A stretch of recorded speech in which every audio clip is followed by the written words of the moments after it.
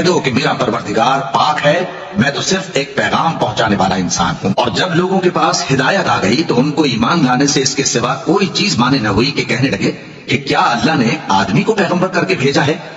کہہ دو کہ اگر زمین میں فرشتے ہوتے کہ اس میں چلتے پھرتے اور رہتے بستے تو ہم ان کے پاس کسی فرشتے کو پیغمبر بنا کر بھیجتے۔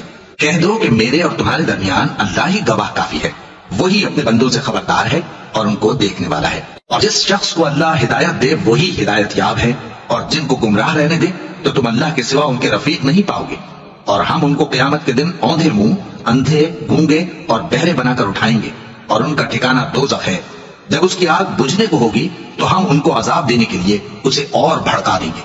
یہ ان کی سزا ہے، اس لیے کہ وہ ہماری آیتوں سے کفر کرتے تھے اور کہتے تھے کہ جب ہم مر کر بوسیدہ ہڈیاں اور ریزہ ریزہ ہو جائیں گے تو کیا سر نو پیدا کیے جائیں گے؟ کیا انہوں نے نہیں دیکھا کہ اللہ جس نے آسمانوں اور زمین کو پیدا کیا ہے اس بات پر قادر ہے کہ ان جیسے لوگ پیدا کر دے، اور اس نے ان کے لیے ایک وقت مقرر کر دیا ہے جس میں کچھ بھی شک نہیں۔ تو ظالموں نے انکار کے سوا اسے قبول نہ کیا۔ کہہ دو کہ اگر میرے پروردگار کی رحمت کے خزانے تمہارے ہاتھ میں ہوتے تو تم خرچ ہو جانے کے خوف سے ان کو بند کر رکھتے، اور انسان دل کا بہت تنگ ہے۔ اور ہم نے موسیٰ کو 9 کھلی نشانیاں دیں تو بنی اسرائیل سے دریافت کر لو کہ جب وہ ان کے پاس آئے تو فرعون نے ان سے کہا کہ موسیٰ، میں خیال کرتا ہوں کہ تم پر جادو کیا گیا ہے۔ انہوں نے کہا کہ تم یہ جانتے ہو کہ آسمانوں اور زمین کے پروردگار کے سوا اس کو کسی نے نازل نہیں کیا، اور وہ بھی تم لوگوں کے سمجھانے کو۔ اور اے فرعون، میں خیال کرتا ہوں کہ تم ہلاک ہو جاؤ گے۔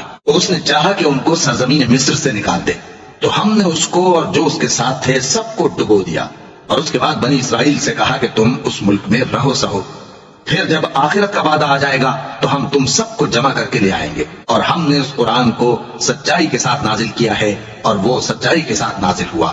اور اے محمد صلی اللہ علیہ وآلہ وسلم، ہم نے تم کو صرف خوشخبری دینے والا اور ڈر سنانے والا بنا کر بھیجا ہے، اور ہم نے قرآن کو تھوڑا تھوڑا کر کے نازل کیا ہے تاکہ تم لوگوں کو ٹھہر ٹھہر کر پڑھ کر سناؤ، اور ہم نے اس کو آہستہ آہستہ اتارا ہے۔ کہہ دو کہ تم اس پر ایمان لاؤ یا نہ لاؤ، یہ فی نفسہ ہی حق ہے۔ جن لوگوں کو اس سے پہلے علم کتاب دیا گیا ہے، جب وہ ان کو پڑھ کر سنایا جاتا ہے تو وہ ٹھوڑیوں کے بل سجدے میں گر پڑتے ہیں اور کہتے ہیں کہ ہمارا پروردگار پاک ہے، بے شک ہمارے پروردگار کا وعدہ پورا ہو کر رہا۔ اور وہ ٹھوڑیوں کے بل گر پڑتے ہیں اور روتے جاتے ہیں، اور اس سے ان کو اور زیادہ عاجزی پیدا ہوتی ہے۔ کہہ دو کہ تم معبود برحق کو اللہ کے نام سے پکارو یا رحمان کے نام سے، جس نام سے پکارو اس کے سب نام اچھے ہیں۔